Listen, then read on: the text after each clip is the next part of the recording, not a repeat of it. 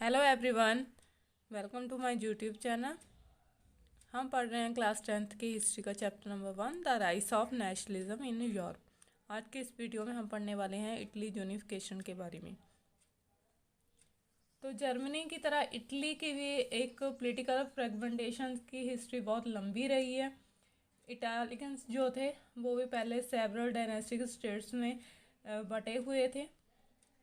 Middle 19th century में जो Italy था वो 7 स्टेट्स में डिवाइड था। अभी पहले मैप से इसकी हिस्ट्री देख लेते हैं, जहाँ पे देखते हैं कि इटली कौन कौन से पार्ट्स में डिवाइड है। देखो, नॉर्थ साइड में जो इटली है, ठीक है जी, ऊपर वाला जो इतना एरिया है ये हैब्सबर्ग एम्पायर के अंडर था। उसके बाद सेंटर में आती है, सेंटर में जो इटली है वो पेपल स्टेट का हिस्सा था, ठीक है, पेपल स्टेट के अंडर आती थी जिसपे पॉप का रूल हुआ करता था। और सदर्न रीजन में जो इटली है, ठीक है, तो ये बारवन किंग्स ऑफ स्पेन के अंडर आता था, ठीक है, इसे किंगडम ऑफ टू सिसिलीज कहा जाता है। और ये स्पेन के जो बारवन किंग्स हैं उनके अंडर था। और इसमें एक हिस्सा जहाँ पे दिखाई दे रहा है, ठीक है, तो ये सरदानिया पेडीमाउंट वाला हिस्सा है, जो उस टाइम पे सिर्फ एक ऐसा रीजन था जो इटालियन फ्रेंची हाउसेस द्वारा रूल किया जाता था।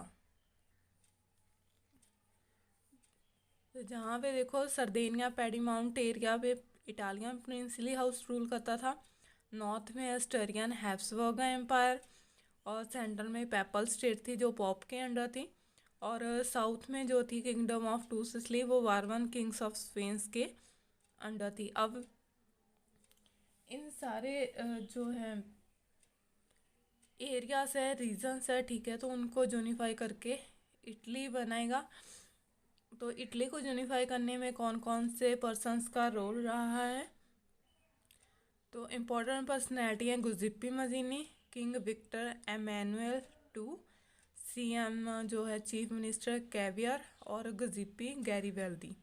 तो ये 4 पर्सन का मेन रोल रहा है इटली को यूनिफाई करने में। अभी देखते हैं कि कैसे इटली को यूनिफाई करने का प्रोसेस शुरू हुआ। तो सबसे पहले गुजिप्पी मजीनी, इसके बारे में हमने पीछे भी पढ़ा हुआ है। ये एक रेवोल्यूशनरी था, ठीक है, जिसने पहले भी इटली को यूनिफाई करने की कोशिश की थी।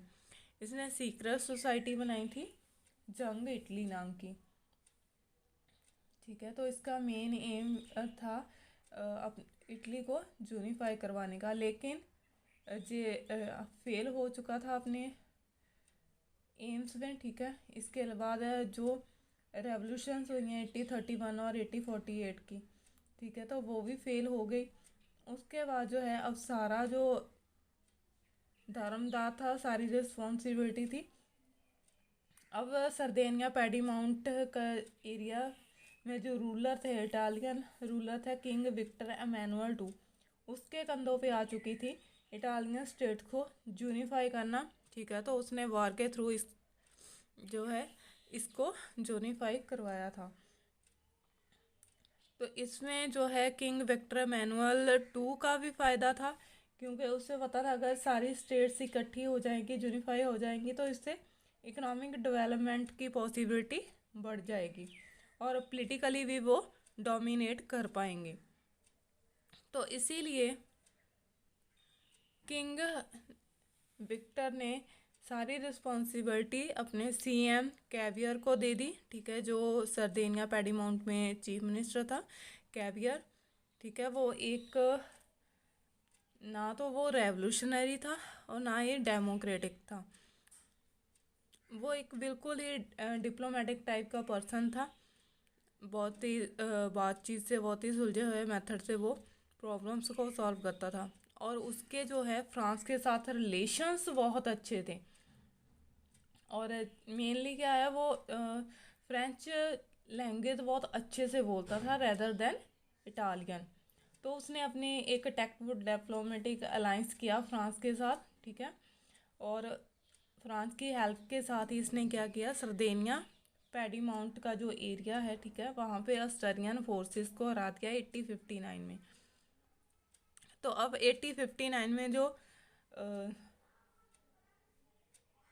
सॉरी सर्दे तो इसने जो है ऑस्ट्रियंस का जो हैब्सबर्ग एम्पायर है, ठीक है, तो उसे हरा दिया था 1859 में और इस एरिया पे कब्जा कर लिया था।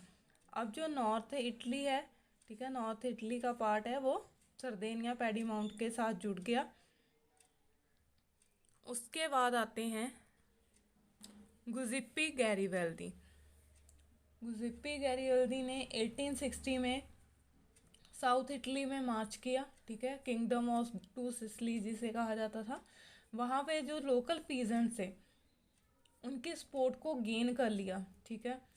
उसके बाद उसने उनकी हेल्प से जो स्पेनिश रूलर्स थे उनको इस किंगडम से बाहर निकाल दिया, ठीक है।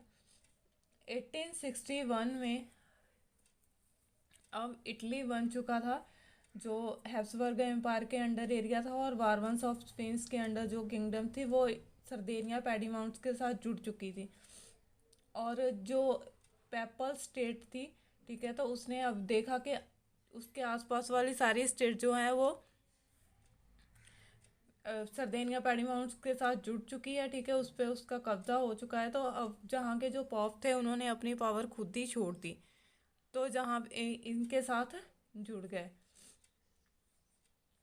तो 1861 में विक्टर मैनुअल टू को यूनाइटेड इटली का राजा घोषित कर दिया गया। इटली में एक चीज़ देखने वाली थी, एक बात थी कि वहाँ पे जो लिटरेसी रेट था, इलिटरेसी रेट था, बहुत ज़्यादा था। लोग अनअवेयर थे लिबरल नेशनलिस्ट आइडियोलॉजी से। वो पीजेंट्स जिन्होंने गैरिबल्दी का साथ दिया था सदर्न इटली में, उन्होंने कभी भी जे वर्ड इतालिया वर्ड कभी नहीं सुना था, ठीक है। उनको लगता था कि जो ला तालिया है वो राजा विक्टर मैनुअल की वाइफ है, ठीक है, जिसे बारवन डायनेस्टी जो है उसने शायद किडनैप कर लिया है, जहाँ उठा के ले आए हैं, ठीक है। तो उसको फ्री करवाने के लिए ये लोग जो है लड़ाई लड़ रहे हैं। तो जहाँ पे जो इटली है 1861 में यूनिफाई हो गया, ठीक है, यूनाइटेड इटली फॉर्म हो गए जहाँ